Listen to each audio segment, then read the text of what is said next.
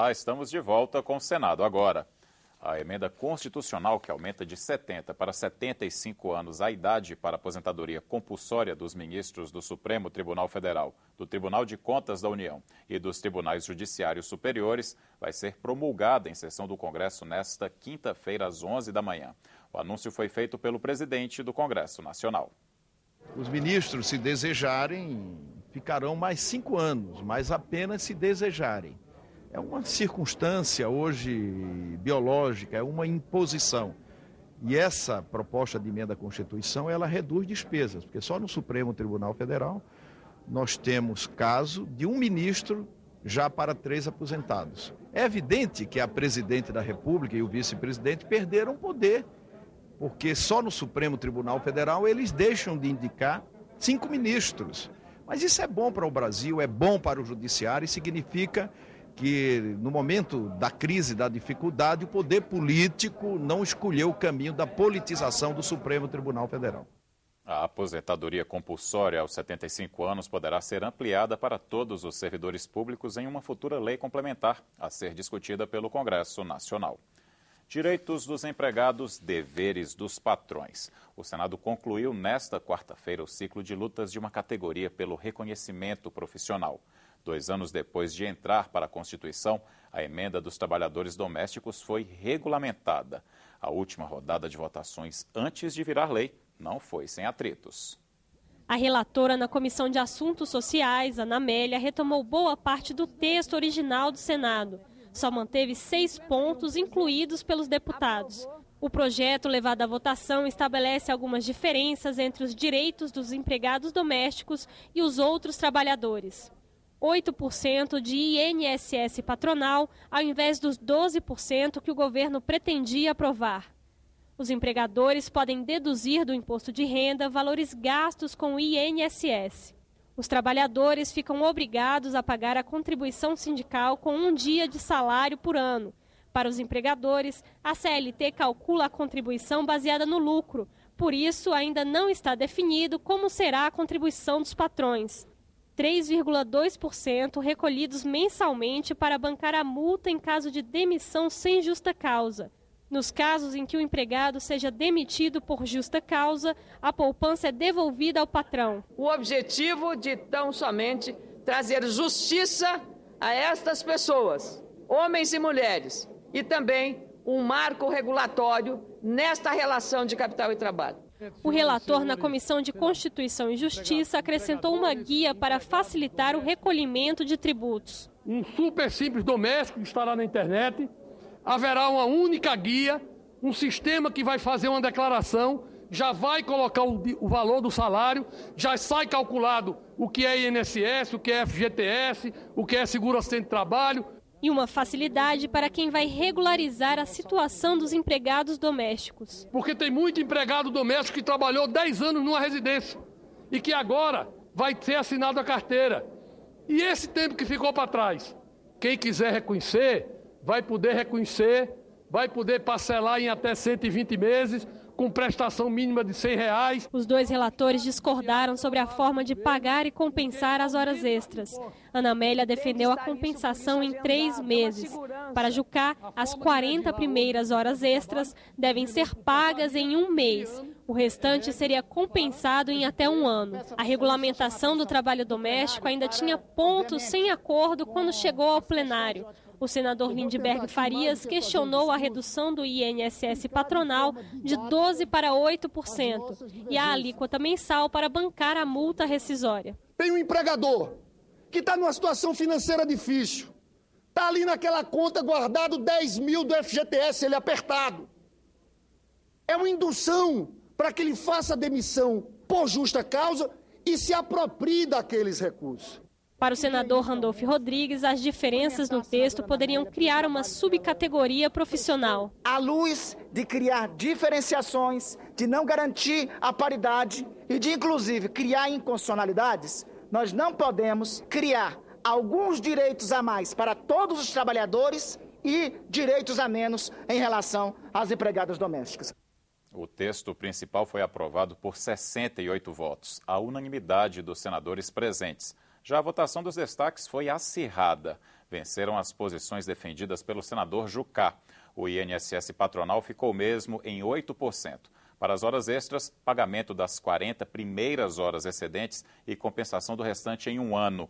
O plenário também aceitou que os patrões recolham todo mês o equivalente a 3,2% do salário para bancar a multa em caso de demissão sem justa causa.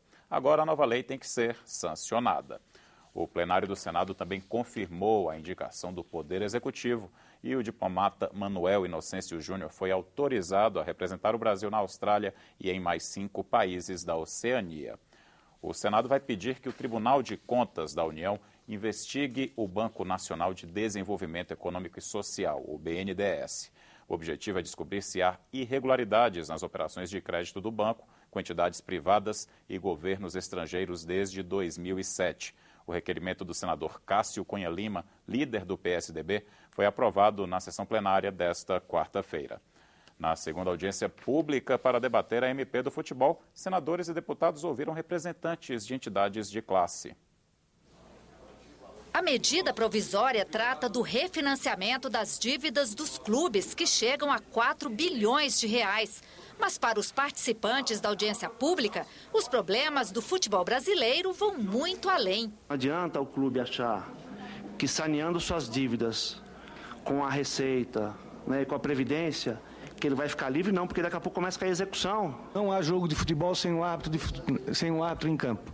Então, a nossa preocupação é de sermos ouvidos, né, e de ter uma participação maior nas decisões que envolvem o futebol brasileiro. Hoje, no Brasil, os treinadores não têm garantia nenhuma.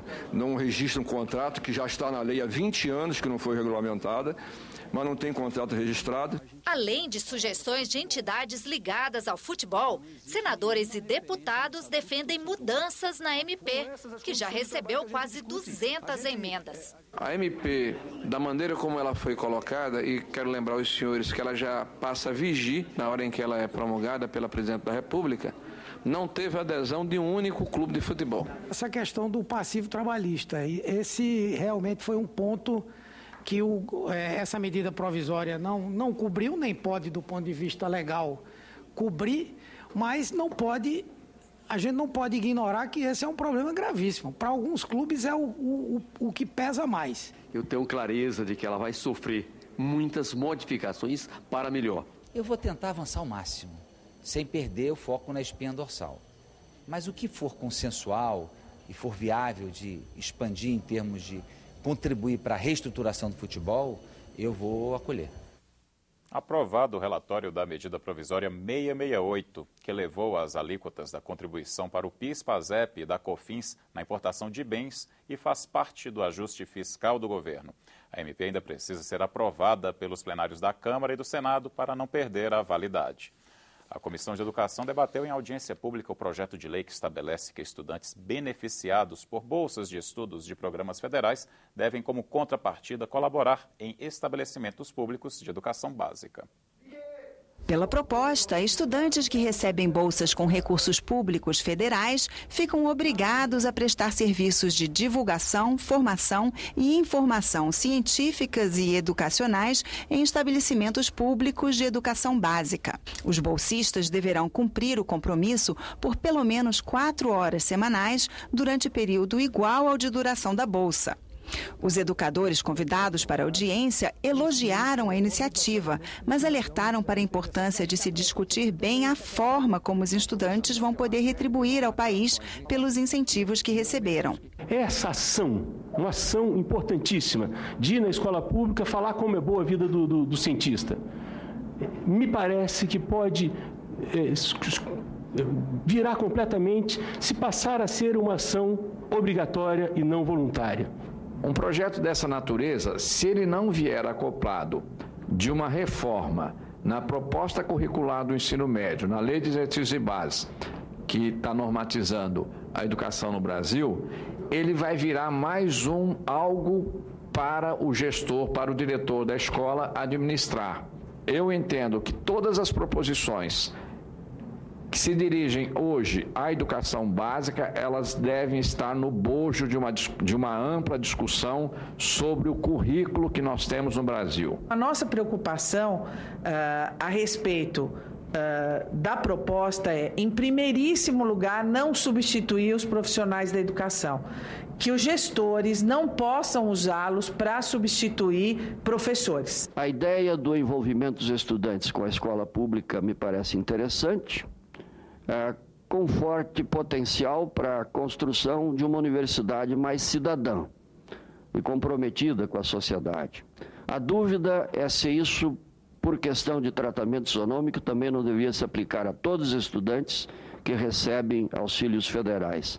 As dificuldades da escola pública brasileira são tantas que os seus gestores diretos e os responsáveis pelos sistemas precisam ser ouvidos e envolvidos caso essa proposta avance. A relatora pretende acatar as sugestões e estuda alterar a proposta.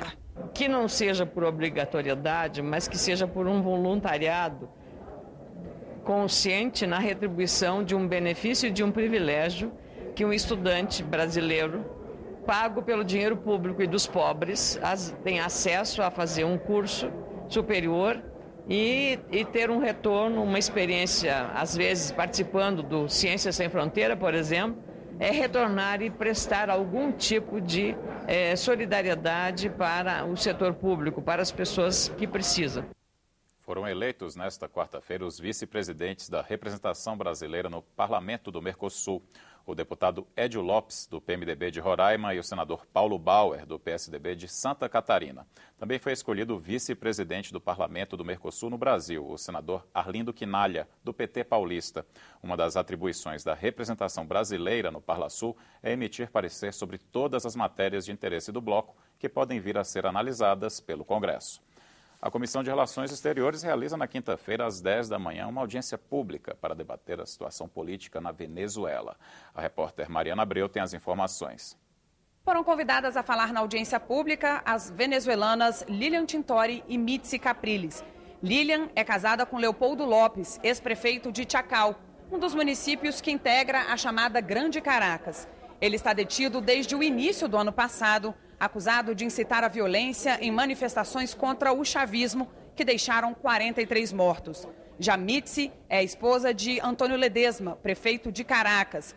Ele foi preso em fevereiro deste ano por agentes do Serviço Bolivariano de Inteligência, acusado de conspirar contra o governo do presidente Nicolás Maduro.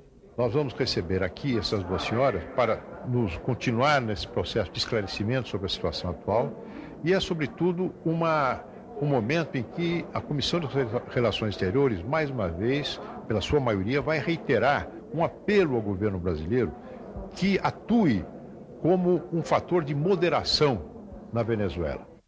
E a situação venezuelana também será debatida em uma audiência pública da Comissão de Direitos Humanos na quinta-feira. O convidado é o defensor do povo da Venezuela, Tarek William Saab. A reunião terá início às 3 da tarde.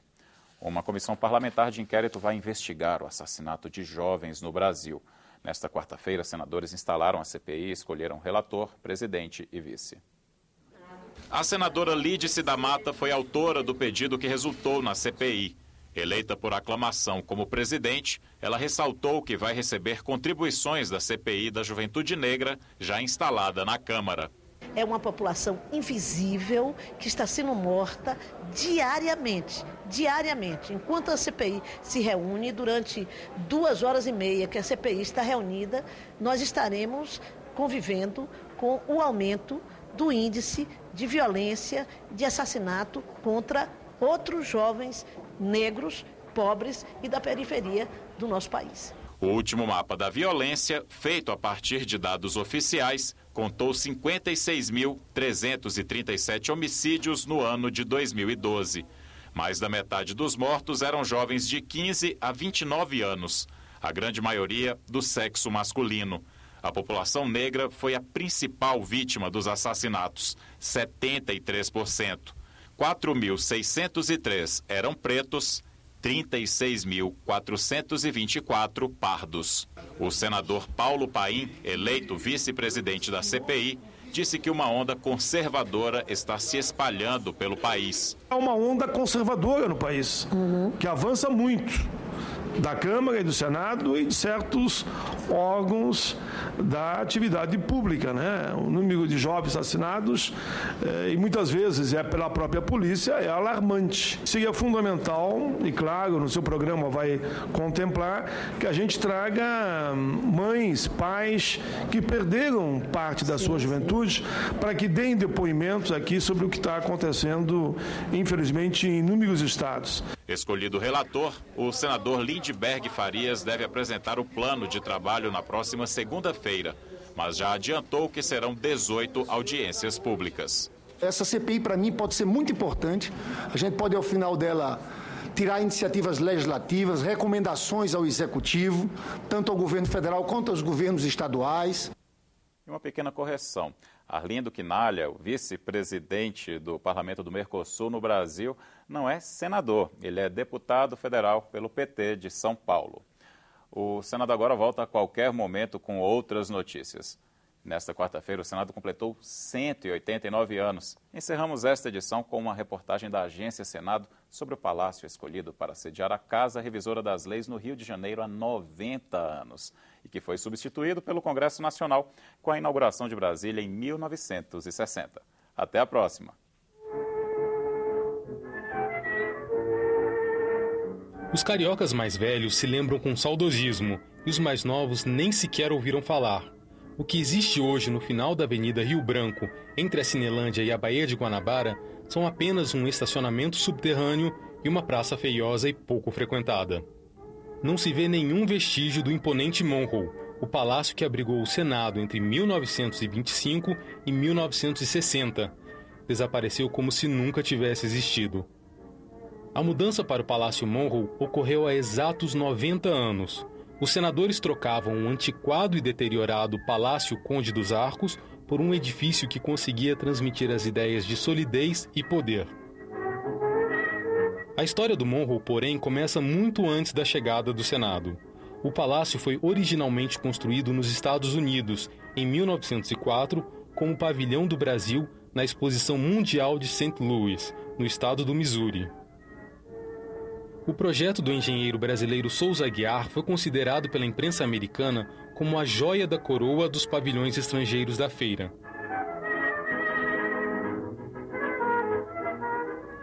Encerrada a exposição, o pavilhão foi desmontado e despachado num navio cargueiro para o Rio. Foi refeito no ponto mais nobre da capital da República, a Avenida Central, atual Rio Branco, e ganhou o nome de Palácio Monroe em homenagem a James Monroe, o presidente dos Estados Unidos que combateu a interferência das potências europeias nos países da América. Nos primeiros anos, o Palácio Monroe não teve função específica. Virou uma espécie de salão de festas para cerimônias do governo. Depois passou a ser a sede provisória da Câmara dos Deputados. O Senado procurava um prédio maior e mais moderno. Quando a capital foi transferida do Rio de Janeiro para Brasília, em 1960, o Palácio Monroe entrou num período de decadência. Ele abrigou uma representação do Senado no Rio de Janeiro, que era conhecida como Senadinho, e além disso outras repartições públicas, como o Estado-Maior das Forças Armadas. Nesta cena do filme Roberto Carlos em Ritmo de Aventura, de 1968, uma imagem rara, o Monroe visto de helicóptero, 8 anos antes de ser demolido.